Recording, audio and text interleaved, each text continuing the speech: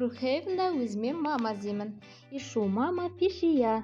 20-шы үй деп жазып қойдым. Қане күтейік.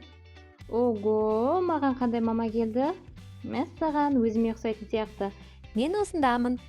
Мен саған мама болғым келеді. О, қош келді. Ал ендеше қош келдіңіз үйге. Мам, менің қарным ашып тұр.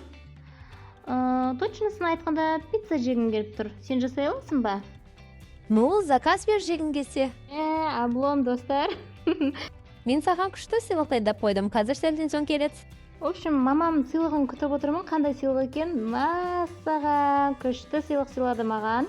Қызым, қазір мен киініп алайын, содан кейін пиццаға барамыз. О, күшті. Питерін жасай алмаса да мені пиццаға апарып жатыр. Қызым, пиццаны тез тұрып жеп ала салайық, отырмай-ақ қой. Содан кейін мектепке барамыз. Не, мектеп? Қазір каникул ғой. Мектепке барғым келіп тұрған жоқ, демалғым келіп тұр. Әрайды көлік айдауды үйрен, мен саған көлігімді беремін.